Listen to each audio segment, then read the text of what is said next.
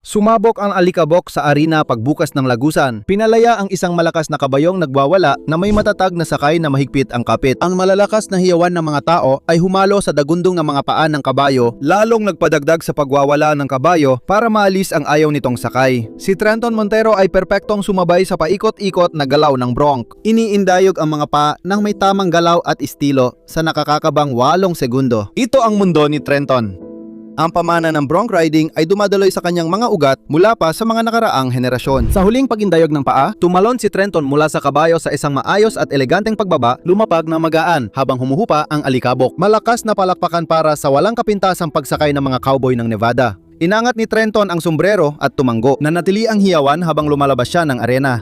Ang kanyang score, isang 90.5 sa 2011 National Finals Rodeo. Pinakamataas na sakay sa loob ng 15 taon. Pagkalipas ng 4 na taon, si Trenton, profesional na bronco rider, ay sasakay sa isang bronc sa huling pagkakataon at mararanasan ang huli niyang nakagigimbal na sakay. Sama-sama nating tuklasin ang mga detalye sa likod ng insidente sa Owyhee County Rodeo na trahedyang nagwakas sa umusbong na karera ni Trenton Montero. Para kay Trenton, ang rodeo ay hindi lang karera, kundi isang karapatang tagay na niya mula pagkasilang, isang mahalagang hibla na hinabi sa tala ng kanilang pamilya. Si Glenn, ang kanyang ama, ang nagpasimula bilang professional na saddle bronc rider. Sumunod si Tito Mike sa bareback riding at si Leonardo sa bull riding. Nagwagi si Tia Susan ng mga pambansang titulo sa rodeo sa Antas Kolehiyo sa breakaway roping at go tying. Lumaki si Trenton na nasisiyahan sa matinding saya at pakikipagsapalaran ng rodeo. Ginawa niyang huwaran ang mga alamat na gaya ng kanyang pamilya.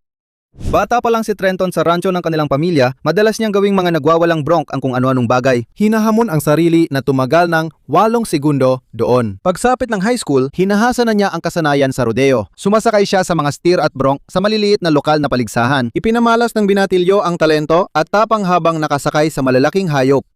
Sa isip ni Trenton, hindi siya kayang takutin ng kahit anong bronc o toro. Lakas nila ang nagbigay motibasyon sa kanya para lampasan ang matinding pagsubok ng tapang at determinasyon sa rodeo arena.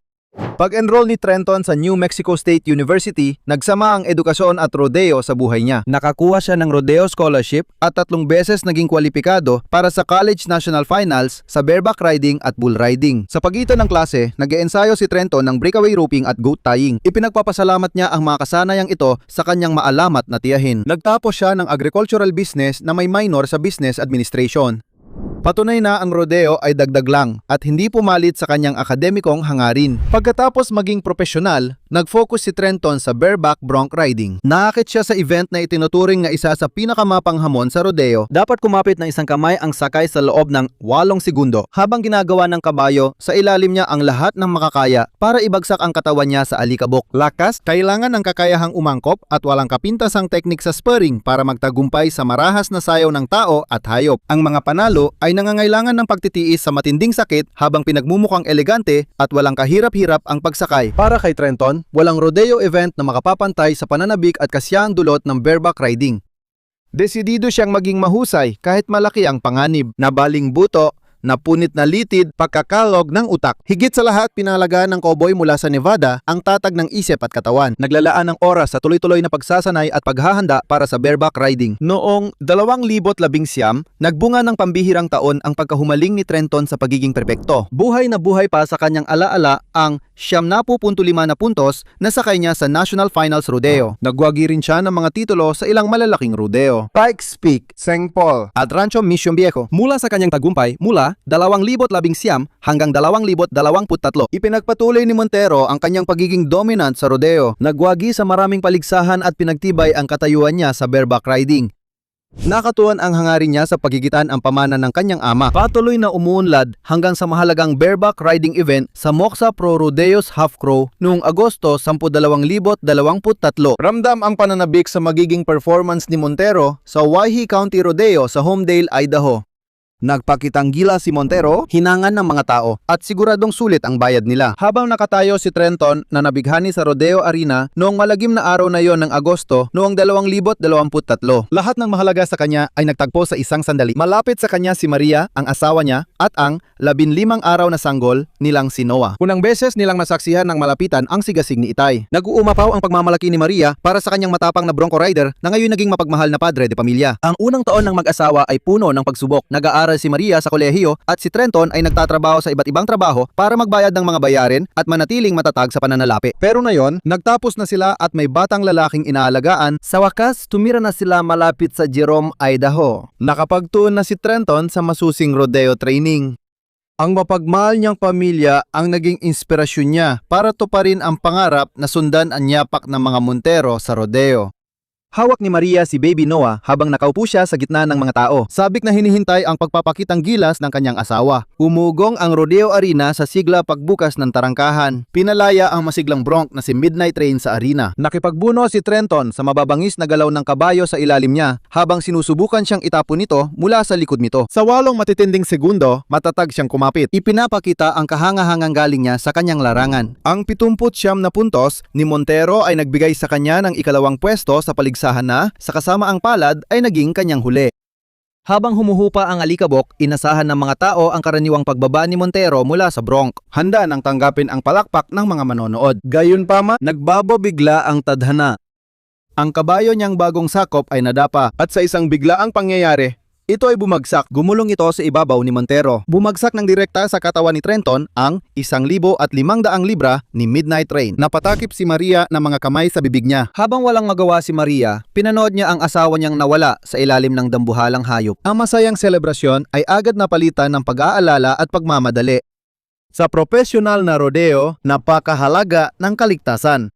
Sa bawat kaganapan ng rodeo, kinakailangang magsuot ng sombrero ang bawat kalahok ayon sa dress code ng Professional Rodeo Cowboys Association. Gayunpaman, maaaring pumili ang mga kalahok sa rough stop events na magsuot ng cowboy hat o helmet. Habang ang mga bareback rider ay madalas pumili ng ikonikong cowboy hat, inuna ng mga bull rider ang pagsuot ng helmet para sa dagdag proteksyon laban sa matinding lakas ng toro. Kahit ano paman ang piliin nilang suotin sa ulo, madalas nagsusuot ng vest ang mga kalahok sa rodeo para protektahan ang sarili laban sa pinsala. Ginawa ang mga ito para sumalo ng impact at protektahan ang mahahalagang organo. Mahalaga ang mga vest na ito para mabawasan ang panganib ng pagkakatapon. Natapakan o matuhog ng sungay ng toro. Si Montero, kahit hindi nahaharap sa banta ng mga sungay ng toro, napunta siya sa isang mapanganib na sitwasyon nang gumulong sa kanya ang kabayo na nagbulot ng pinsalang lampas sa kayang protektahan ng suot niyang vest. Sa wakas, muli siyang nakita. Unti-unting tumayo si Trenton sa tulong ng iba. Sa pagkabigla ng lahat, sinabi niyang hirap siyang huminga. Ang sugatang cowboy ay agad na inilipad sa trauma center sa Boise. Pagdating sa St. Alfonso's Regional Medical Center, si Trenton ay agad dinala sa emergency surgery. Malubaha ang kanyang kalagayan. Nalaman ng mga doktor na may punit ang kanyang spleen at pancreas at may bali sa tadyang na nagdulot ng internal na pagdurugo. Nakolaps ang isa niyang baga habang dinurog ng bigat ni Midnight Train ang balakang at nabali ang sternum ni Trenton. Pinaka-critical, ang pagbagsak ng kabayo ng direkta sa katawan ni Trenton ay nagpunit sa kanyang aorta. Kung walang mabilis na interbensyon, maaari siyang mawalan ng dugo at mamatay sa loob lamang ng ilang minuto. Nagmadali ang mga surgeon laban sa oras. Matagumpay nilang nailagay ang aortic stent para mapigilan ang pantagas ng dugo. Ngunit malaki na ang pinsalang nangyari. Tinanggal nila ang pali ni Trenton at mga bahagi ng iba pa niyang mga organo. Hindi pa rin sigurado kung makakabawi pa ang kanyang katawan sa normal na paggana. Mahina nang kumakapit sa buhay ang 31 anyos na ama. Nakaintuba sa ICU habang ginagamot ng dialysis ang kidney failure at sunod-sunod na komplikasyon. Ang bawat oras ng hirap sa ospital ay naging mahahabang araw ng pagsubok. Si Trenton ay nanatiling sedado. Hindi kinaya ng katawan niya ang pagkamulat dahil sa matinding trauma. Halos hindi na umalis sa tabi niya si Maria na labis ang pagdadalamhati. Nagdarasal na makaligtas ang kasintahan niya noong high school sa kabila ng napakaliit na pag-asa. Kinailangan ni Noah ng kalinga mula sa kamag-anak habang ang kanyang ina ay nagbabantay at umaasa.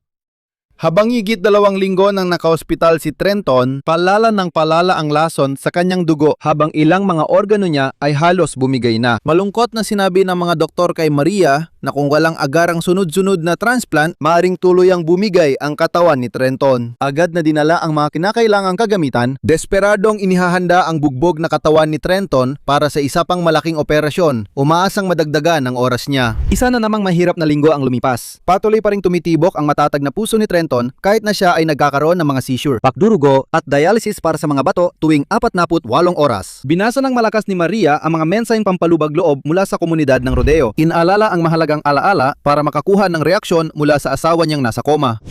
Hinangat niyang muling makita ang kayumanging mata ni Trenton. Marinig ang kanyang tinig na pabulong na nagsasabing mahal niya siya. Ngunit nanatiling nakakulong sa dilim ang rodeo cowboy. Noong Agosto 30, tapos na ang 20 araw na laban ni Trenton Montero. Hindi na kinaya ng wasak niyang mga laman loob. Habang ang asawa ni Trenton at ang kanyang mga kamag-anak ay nakapaligid sa kanyang kama sa ospital, nag-flatline ang cardiac monitor kahit sinubukan na ng pagod ng mga doktor ang lahat para iligtas siya.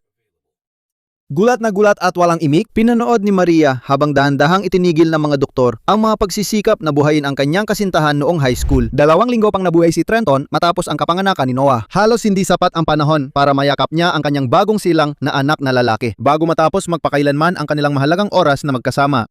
Hindi makapaniwala si Maria, ang kanyang asawa, sa nangyari. Kailangan niyang magpakatatag para maalagaan si Noah na 3 linggo pa lang. Nag-post siya ng taimtim na mensahe sa Instagram, inihalintulad siya sa isang anghel na magbabantay sa kanila ni Noah.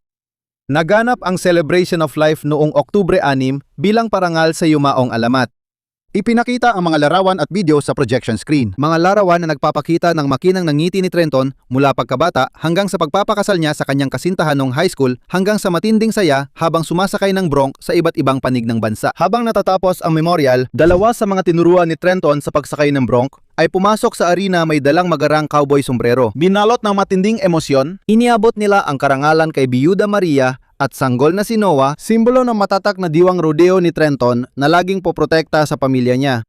Pagkatapos, isang huling video ang nagsimula. Kompilasyon ng pinakamagagandang sakay ni Trenton sa bareback bronc sa paglipas ng mga taon. Kasama ang maalamat na sakay na naka-score ng 70.5. Umalingaw-gaw ang palakpakan habang muling pinasiklab ni Trenton ang arena gamit ang talento at tapang niya sa huling pagkakataon. Lumuha ang mga mukhang inukit ng panahon, sumasalamin sa halong tamis at pait ng pagmamalaki sa kanilang bayani. At sa sandaling yon, ang pamana ni Trenton Montero ay naging walang hanggan kasabay ng mga henerasyon ng kanyang pamilya sa rodeo.